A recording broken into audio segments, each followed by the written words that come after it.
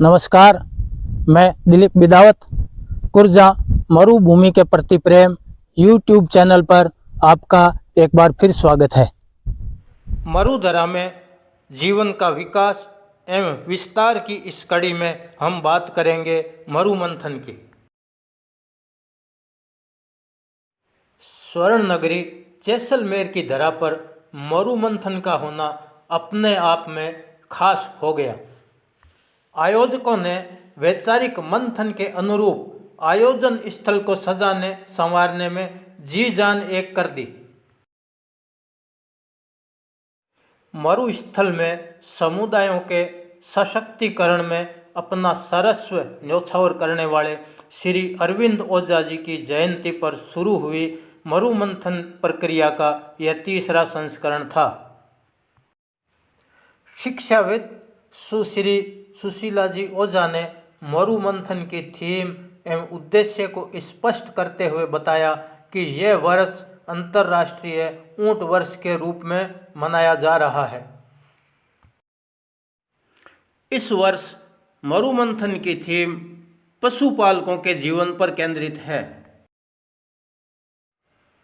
घुमंतु पशुपालकों का जीवन में उल्लास, सामाजिक सांस्कृतिक परंपराएं, अनुभव से उपजा ज्ञान, चुनौतियां, समस्याएं, समाधान के प्रयासों और राज समाज से उचित सहयोग पर मंथन व नई उम्मीद की आशा है मरुमंथन।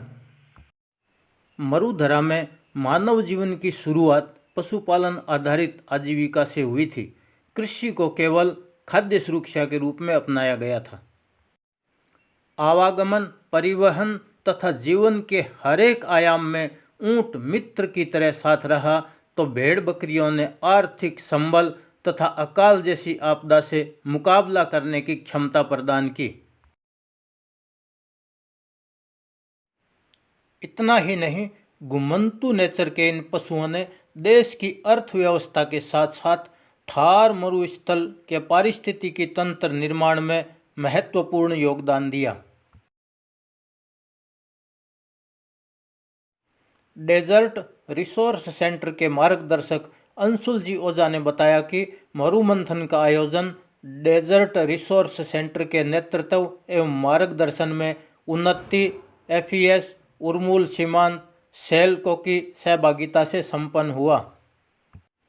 मरुमंथन में पशुपालकों के साथ साथ देश विदेश से आए विशेषज्ञों, रणनीतिकारों, शोधकर्ताओं, सलाहकारों, मार्गदर्शक हितधारकों ने मरुमंथन मंच पर न केवल अनुभव व सीख को साझा किया बल्कि बदलते सामाजिक, राजनीतिक, आर्थिक, तकनीकी विकास एवं जलवायु परिवर्तन जैसी घटनाओं के सामने पशुपालन व्यवसाय के टिकाऊपन के लिए नए आयामों के समावेशन की संभावनाओं को टटोला। आइए सुनते हैं मरुमंथन में व्यक्त किए गए विचारों की एक झलक।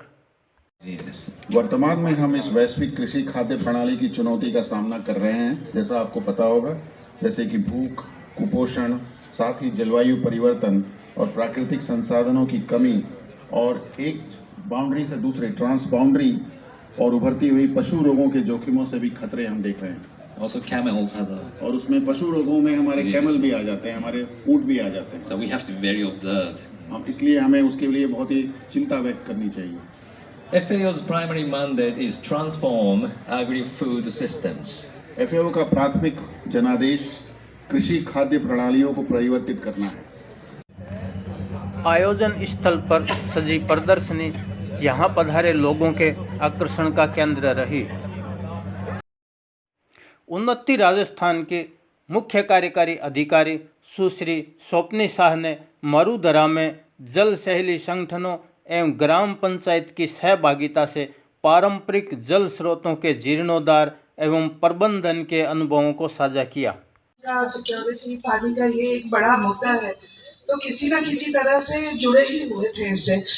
पर जब इसमें एक वाटर गवर्नेंस के क्षेत्र को लेकर के आगे आने का विचार किया तो हमारे समझ में, समुदायों से बातचीत करके जो समझ में आया कि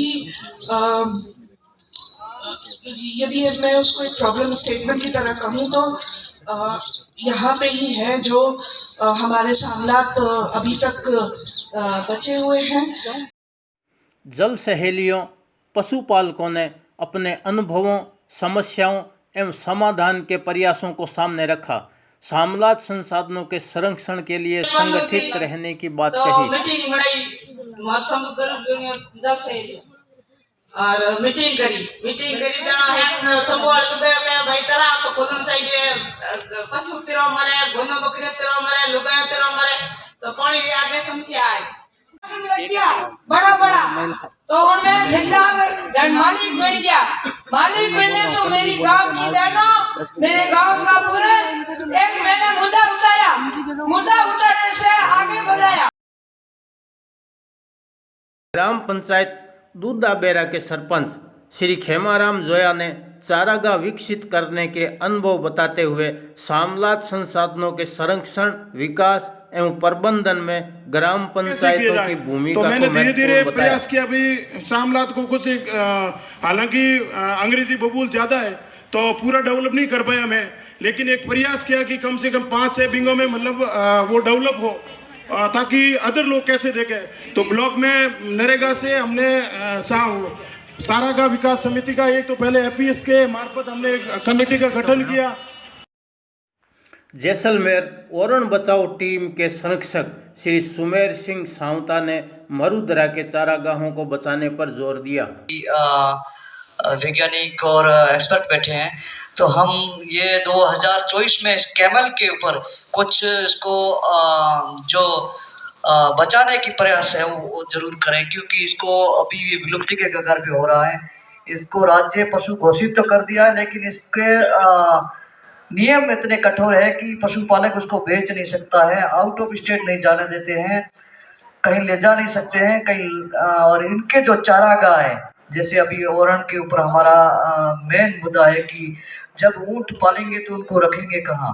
उनको रखने के लिए जो जगह है वो हम अपना खो रहे हैं, वो वापस नहीं ला सकते हैं, क्योंकि विकास की आड़ में अपन एक अपना पशु खो रहे हैं, राज्य पशु ऊंट खो रहे हैं।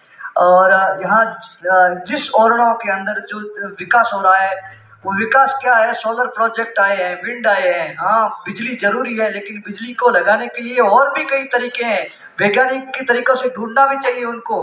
अगर अपन सिर्फ उस विकास के जरिए अपने यहाँ बड़े बड़े जो ग्रासलैंड है, यहाँ जैसलमेर, बाड़मेर, बीकानेर के अंदर उस ग्रासलैंडों में अपन ये जो सोलर प्लेटें लगा देंगे तो यहाँ जो आजीविका का केंद्र, जो गरीब की रीढ़ की हड्डी पशुधन है, वो खत्म हो जाएगा।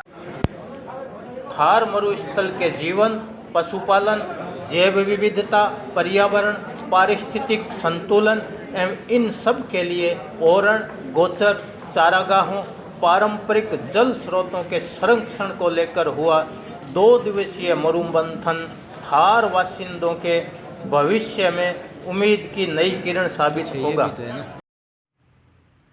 चैनल के साथ जुड़े रहें, लाइक करें, शेयर करें, सब्सक्राइब करें। धन्यवाद।